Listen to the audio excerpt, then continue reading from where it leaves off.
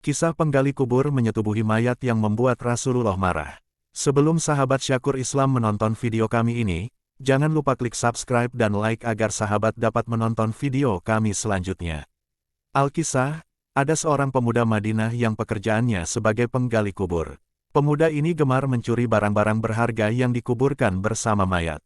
Tindakan ini dilakukan ketika keluarga jenazah meninggalkan kuburan. Dia gali kuburan itu kembali untuk mengambil barang-barang berharga yang ikut dikuburkan bersama mayat. Dia akan mengambil kain kafan mayat jika kain itu dianggap berharga. Pada suatu hari, dia menggali kubur untuk jenazah seorang gadis nan cantik jelita.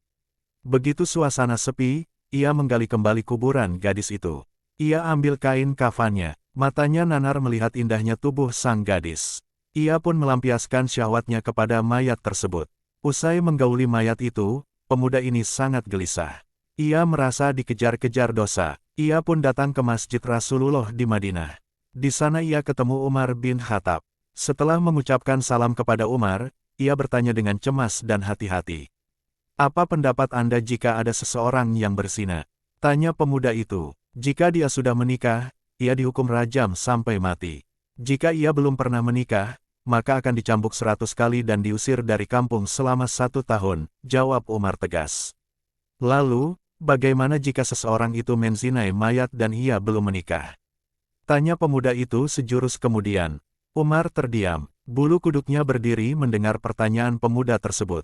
"Sungguh keterlaluan, saya tidak bisa membayangkan sebesar apa dosanya. Siapa gerangan orang yang melakukan perbuatan keji seperti itu?" Tanya Umar. "Saya sendiri wahai Umar. Apakah Allah masih mau mengampuni perbuatanku?" Sang pemuda mulai bimbang. Umar terdiam. Ia masuk ke dalam masjid dan ia menangis. Rasulullah yang berada di masjid heran melihat kondisi Umar yang demikian itu.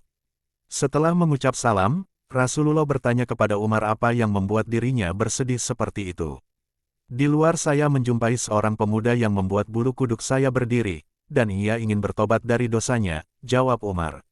Utsman bin Hasan bin Ahmad As-Syakir Al-Kahbawi dalam kitabnya berjudul Duratun Nasihin, menceritakan selanjutnya Rasulullah memerintahkan Umar bin Khattab untuk mengajak masuk pemuda tadi. Sang pemuda menangis terseduh-seduh sehingga membuat Rasulullah penasaran. "Mengapa engkau menangis wahai anak muda?" Tanya Rasul. "Aku terlalu banyak dosa. Aku takut jika Allah akan marah kepadaku ya, Rasul," jawab pemuda itu. "Apakah engkau telah menyekutukan Allah dengan sesuatu atau engkau membunuh orang yang tidak bersalah?" Tanya Rasulullah. "Tidak, ya Rasul, saya tidak pernah melakukan kedua perbuatan itu," jawab sang pemuda. Rasulullah berusaha menghibur anak muda itu. "Ketahuilah olehmu anak muda, Allah akan mengampuni dosamu sekalipun dosamu sebesar 7 kali lipat langit dan bumi." "Apakah dosamu sebesar Ummul Kursi?" Tanya Rasulullah. "Lebih besar dari itu ya Rasul," jawab pemuda itu. "Apakah sebesar Arsy?" Tanya Rasulullah penasaran.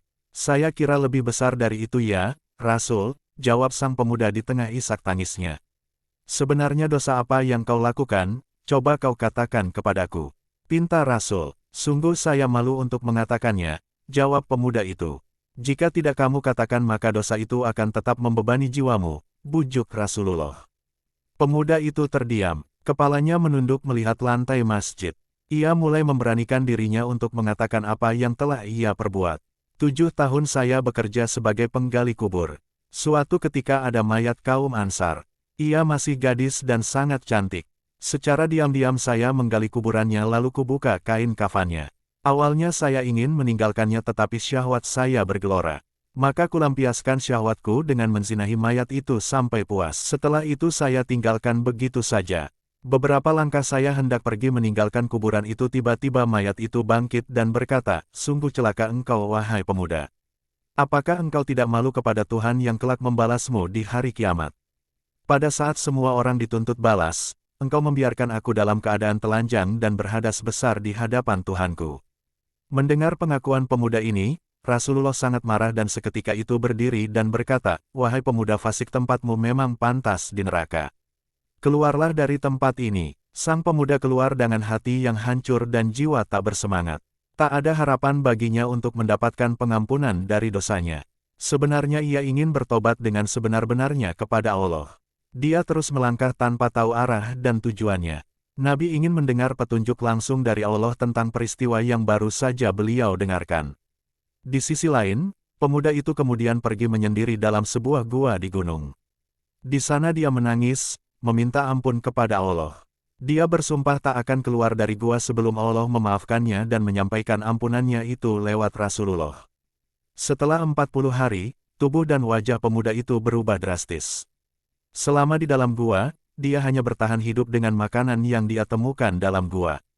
Ia berdoa, "Oh Tuhannya Nabi Muhammad, Tuhan Nabi Adam dan Hawa, jika aku telah Engkau ampuni, sampaikanlah kepada Nabi Muhammad dan para sahabatnya.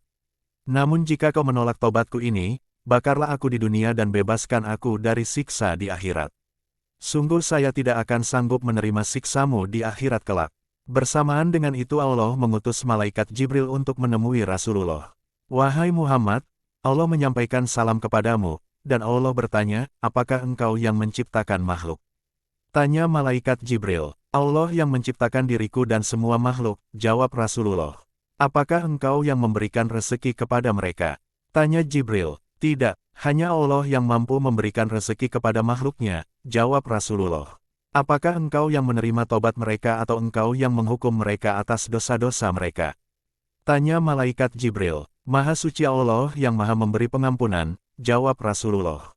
"Wahai Muhammad, Allah berfirman, maafkanlah hambaku, karena aku telah mengampuninya," kata malaikat Jibril. Lalu turunlah ayat, yang artinya, "Dan juga orang-orang yang apabila mengerjakan perbuatan keji atau menganiaya diri sendiri, mereka ingat akan Allah, lalu memohon ampun terhadap dosa-dosa mereka, dan siapa lagi yang dapat mengampuni dosa selain daripada Allah. Dan mereka tidak meneruskan perbuatan kejinya itu, sedang mereka mengetahui." Quran Surat Ali Imran ayat 135. Selanjutnya, Rasulullah memanggil pemuda tersebut dan memberitahukan bahwa Allah telah mengampuni dosanya dan menerima tobatnya. Tak lama kemudian pemuda ini meninggal dunia. Wallahu a'lam. Sahabat sekalian, semoga kisah ini dapat bermanfaat bagi kita semua. Amin ya rabbal alamin.